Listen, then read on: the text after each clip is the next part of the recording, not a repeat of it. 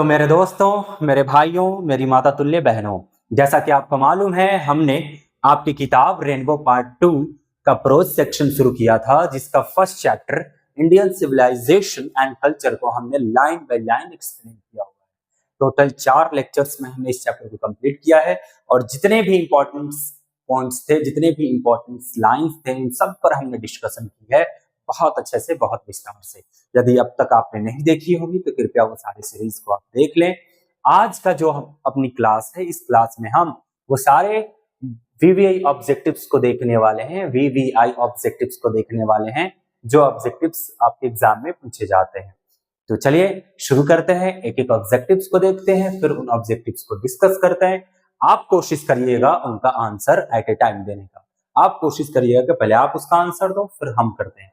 तो सबसे पहला है क्वेश्चन आपके सामने, Mahatma Gandhi has written the lesson. Mahatma Gandhi ने कौन से पाठ को लिखा है? ये आपको मालूम है, सबसे आसान सा क्वेश्चन है कि महात्मा गांधी जी ने कौन से पाठ को लिखा है। क्या महात्मा गांधी जी ने आई हैव अ ड्रीम लिखा है? अरे नहीं, ये तो मार्टिन लूथर किंग जूनियर लिखे हुए हैं। ये चौथे चैप्टर में आपको मिलेगा। इसे मार्टिन लूथर किंग जूनियर ने लिखा है, मार्टिन लूथर किंग जूनियर। क्या द आर्टिस्ट लिखा गया है? महात्मा गांधी ने द आर्टिस्ट लिखा है? नहीं, इसे एक जापानीज लेखक सीगा नोबुया ने लिखा हुआ है। तो फिर क्या द अर्थ लिखा है? नहीं, इसे तो हमारे एची बर्ड्स जी ने लिखा है। ये कोई और है। तो फिर किसने लिखा भाई, या कौन सा चैप्टर है जो महात्मा गांधी जी ने लिखा है? तो वो है इंडियन सिविलाइजेशन एंड कल्चर। बहुत बढ़िया, option number C, Indian civilization and culture, इसे हमारे महात्मा गांधी जी ने लिखा है। चलिए आइए दूसरा क्वेश्चन की तरफ चलते हैं। दूसरा क्वेश्चन है, Mahatma Gandhi was born on. Mahatma Gandhi ji का जन्म कब हुआ है? बॉर्न ऑन ना करना होगा, हमें यहाँ इन करना होगा, क्योंकि हम यहाँ डेट के बारे में नहीं बल्कि ईयर के बारे में चर्चा कर रहे हैं। जब भी हम ईयर की चर्चा करें तो हमें रखना होगा यहाँ पर इन, और जब भी हमें खास डेट की चर्चा करनी हो, जैसे 2 अक्टूबर अगर हम लिखते तो वहां पर यहाँ ऑन लगाना होता, लेकिन 2 अक्टूबर हम नहीं लिख रहे हैं, हमें लिखना है यहाँ पर इन, बॉर्न इन। तो कौन से साल में जन्म हुआ है उनका? तो भाई ये तो फैक्चुअल क्वेश्चन है, आपको याद रखना है 1869, 1869। जी हाँ, 2 अक्टूबर 1869 में उनका जन्म हुआ था पोरबंदर, गुजरात में। ये आपको मालूम है, हमने डिस्कस भी किया था इसे क्लास में। चलिए बढ़ते हैं अपने तीसरे क्वेश्चन पर।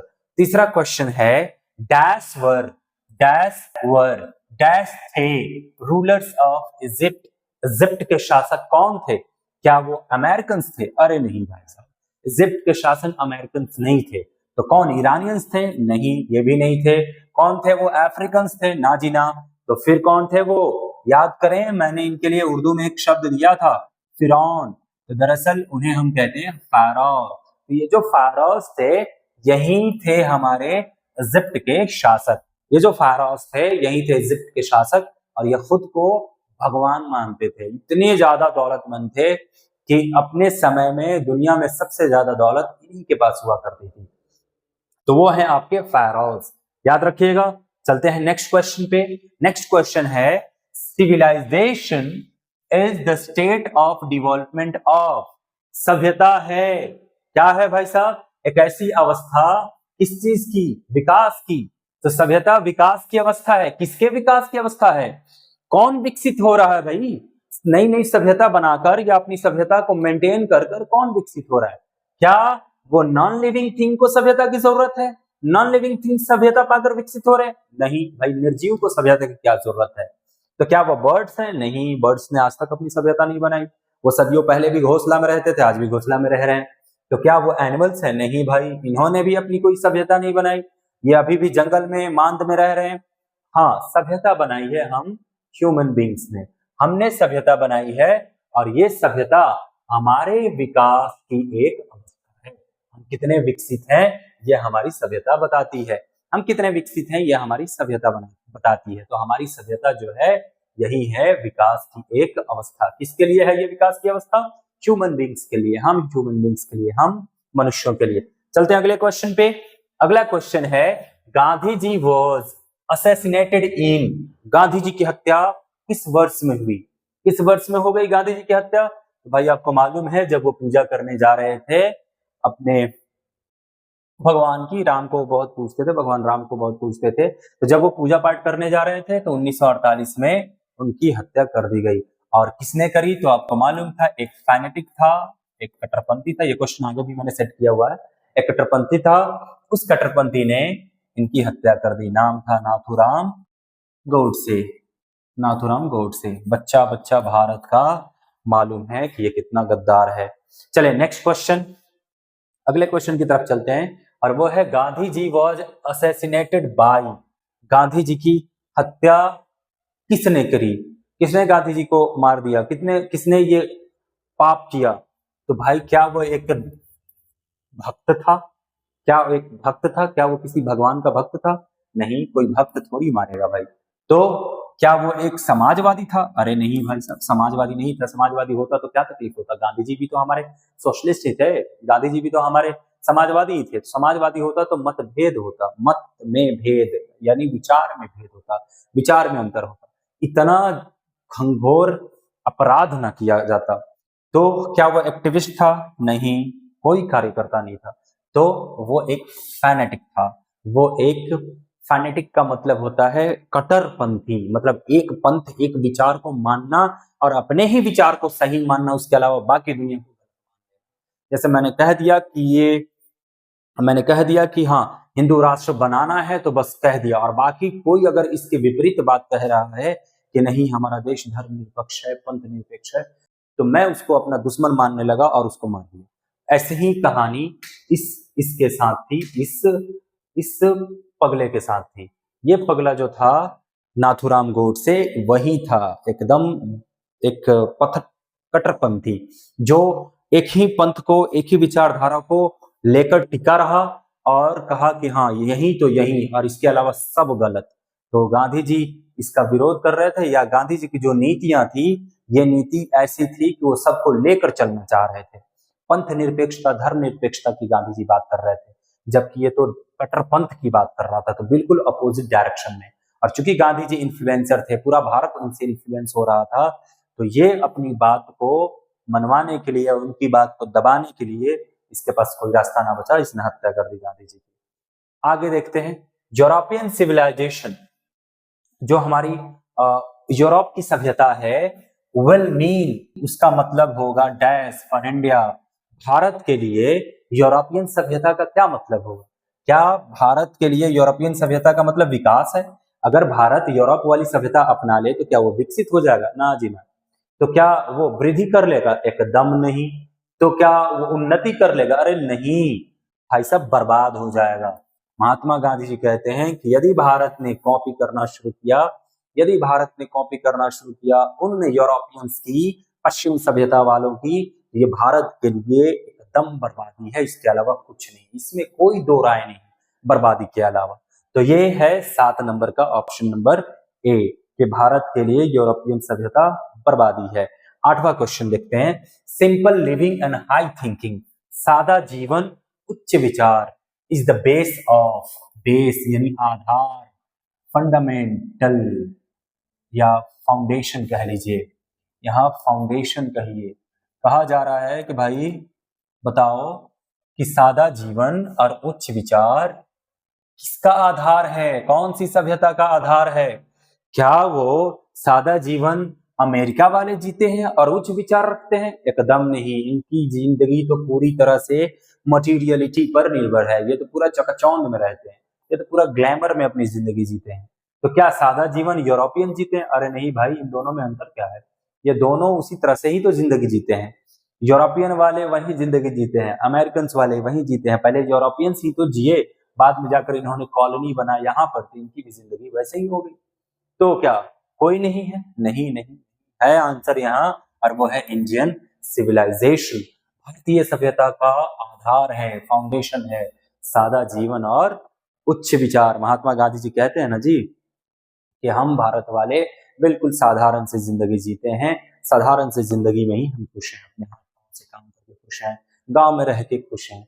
हम उतने ही मेहनताना मांगते हैं जितना हमारा हक है। जीवन जरूरी है और हम उसी में खुश हैं। तो चले देखते हैं अगले क्वेश्चन को। यह है 9 नंबर क्वेश्चन और इसी से जुड़ा हुआ क्वेश्चन है simple living and high thinking, सादा जीवन और उच्च विचार इज मोटो। ध्यान रखिएगा, इसके पीछे वाले में था बेस, सादा जीवन उच्च विचार क्या है, बेस है, आधार है, और इसमें मोटो सादा जीवन और उच्च विचार किनका लक्ष्य है, कौन ऐसे जीना चाहते हैं सादा जीवन और उच्च विचार की तरह, कौन जीना चाहते हैं। हम तो जी रहे हैं सादा जीवन उच्च विचार, हमारे अपनी सभ्यता का आधार है, हम ऐसा जी रहे हैं सदियों से, लेकिन ऐसा जीना कौन चाहते हैं। तो दरअसल ये वेस्टर्न सिविलाइजेशन जीना चाहते हैं सादा जीवन उच्च विचार की तरह से।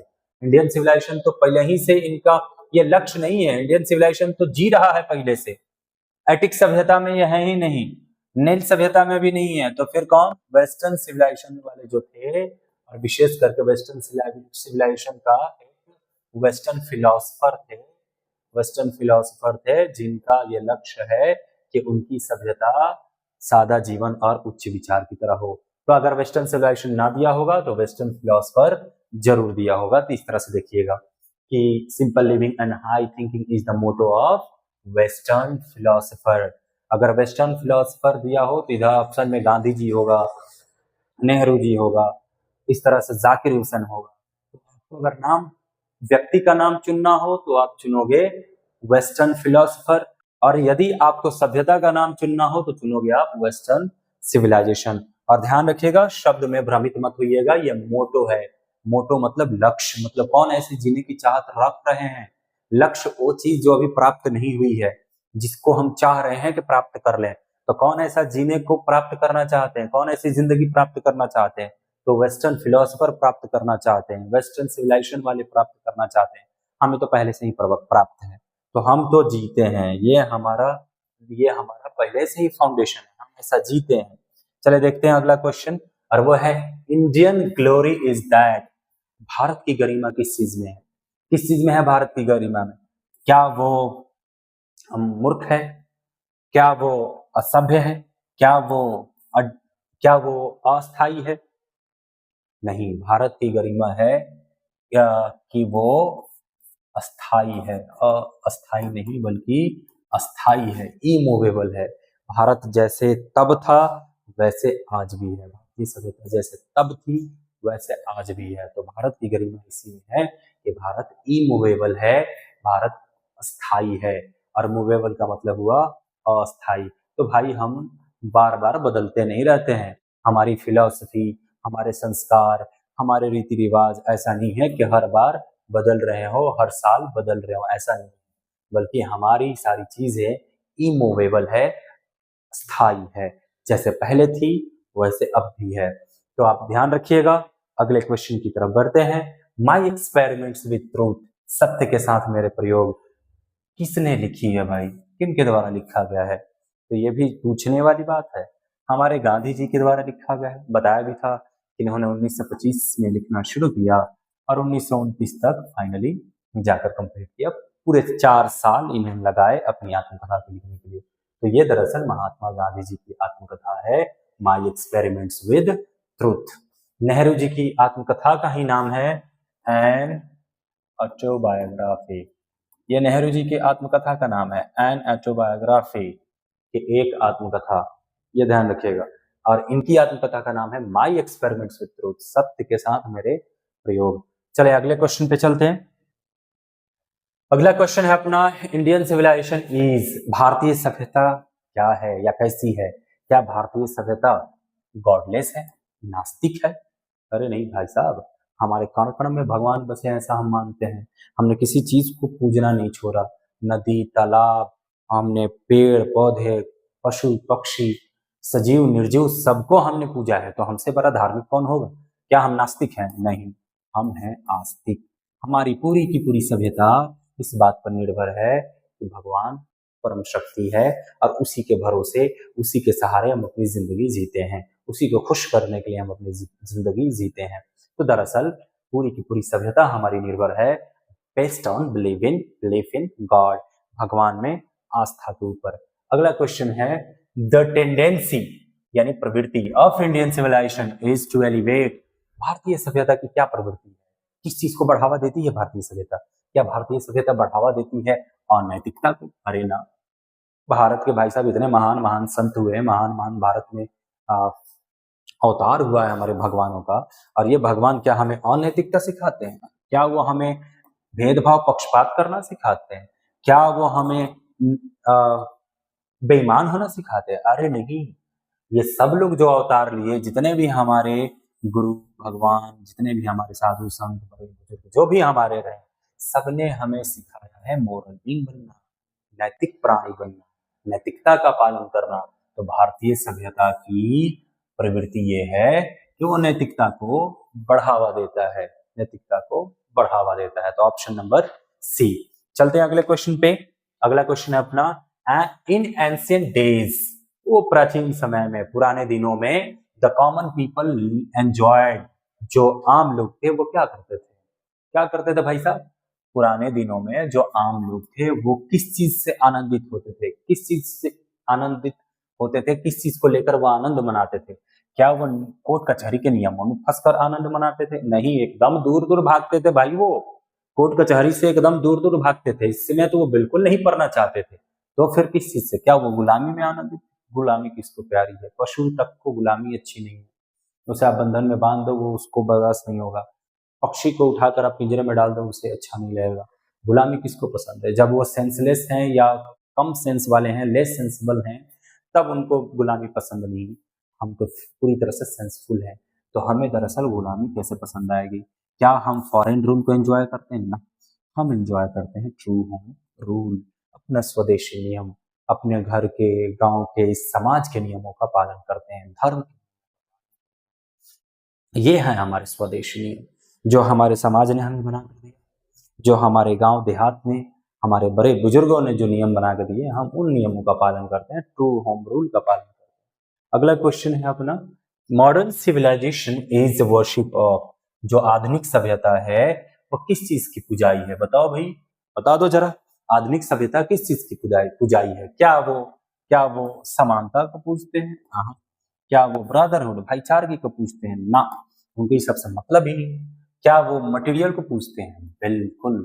वो एथिक्स को पूछते हैं? एकदम नहीं। नैतिकता उनके लिए क्या मूल्य रखती है? तो फिर किस चीज के लिए किस चीज को पूछते हैं वो?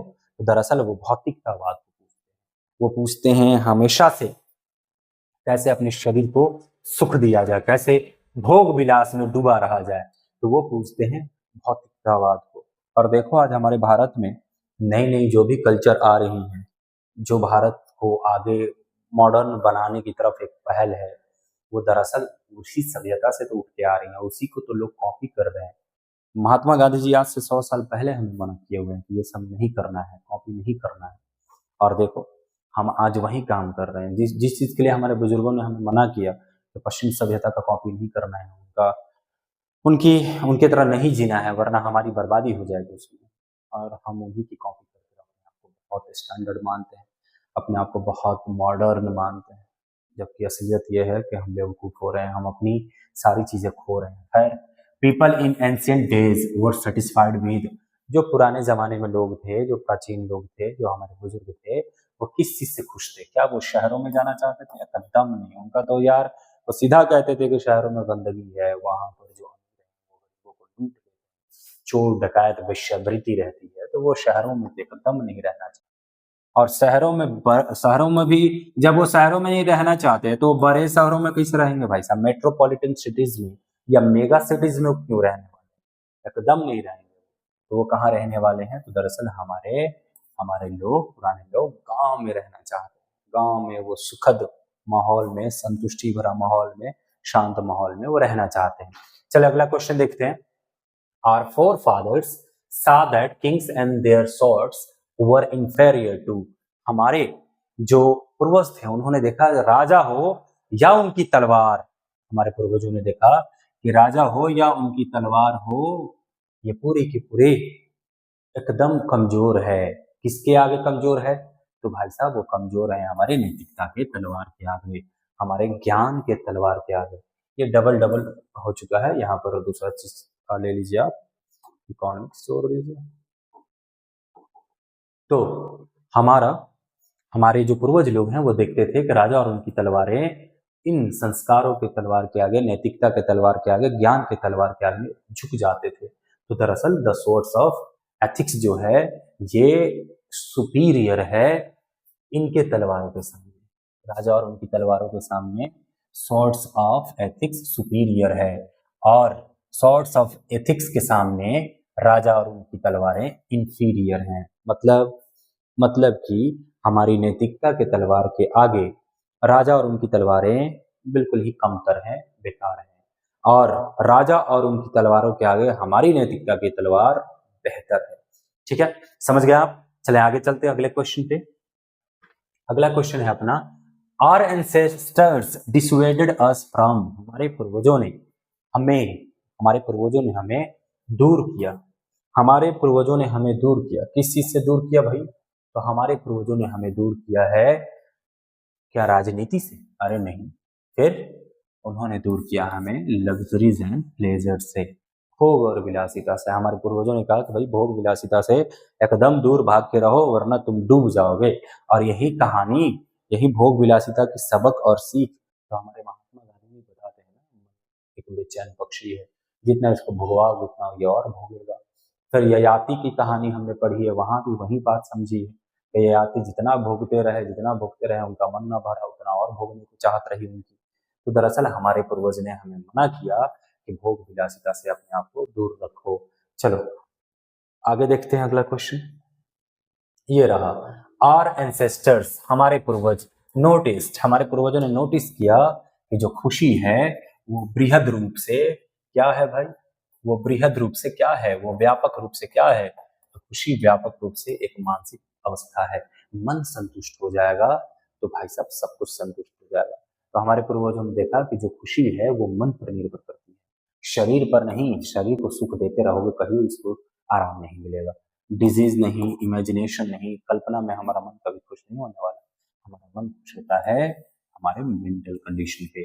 अगर एक व्यक्ति गरीब है, बीमार है, फिर भी अगर वो मन से संतुष्ट है तो वो संतुष्ट है। एक विकलांग, जिन्हें हम दिव्यांग कहते हैं, एक दिव्यांग व्यक्ति को ले लो, वो अपने जीवन से खुश है, फिर उसे फिर कोई हरा नहीं सकता, उसे फिर कोई चीज नाखुश नहीं कर सकती।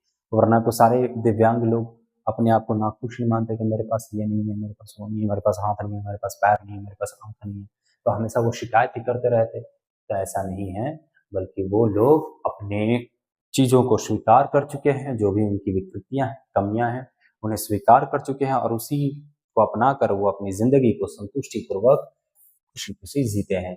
तो हमारे पूर्वजों ने देखा कि जो खुशी है वो दरअसल व्यापक रूप से कुछ और नहीं, मानसिक स्थिति पर ही निर्भर करती है। अगर मन संतुष्ट है तो फिर सारी चीजें ठीक हो जाती हैं। The mind is a restless bird. ओ भाई साहब, ये इस चैप्टर का सबसे famous line, the mind is a restless bird which always remains, क्या? मन जो है एक बेचैन पक्षी है जो हमेशा रहता है, क्या रहता है?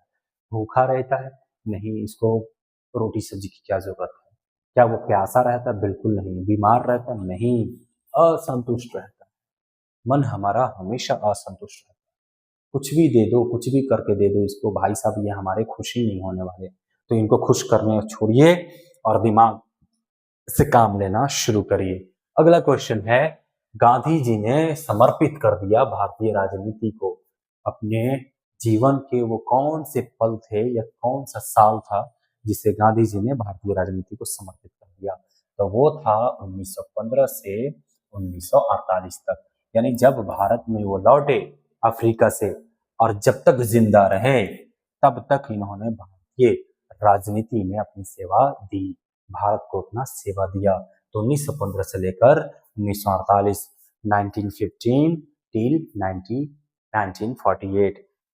क्लियर है भाई? चलिए अगला क्वेश्चन देखते हैं। आर रियल हैप्पीनेस, जो हमारी वास्तविक खुशी है और जो हमारी वास्तविक स्वास्थ्य है, वो किस चीज में निहित है? तो हमारे सही से इस्तेमाल करने में। क्या सही से इस्तेमाल करेंगे? अपने हाथ और पाँव का। जब हम अपने हाथ और पाँव का सही से इस्तेमाल करेंगे, प्रॉपर इस्तेमाल करेंगे, ठीक से इस्तेमाल करेंगे, तो इससे हमारी जिंदगी जो है बहुत ही ज्यादा स्वास्थ्यवर्धक और खुशपूर्वक या खुशहाल रहेगी। अगर हम मशीन पर निर्भर रहें तो भाई साहब बीमार हो जाएंगे, पैसों पर निर्भर रहेंगे बीमार हो जाएंगे। इसको कमाने के लिए तो लोग दिन रात घिस रहे हैं अपनी जिंदगी खराब कर। क्या किसी चीज के लिए नहीं? नहीं, हाथ और पाँव। तो हम अगर हाथ और पाँव का सही से इस्तेमाल करें तो हम कभी बीमार नहीं होंगे।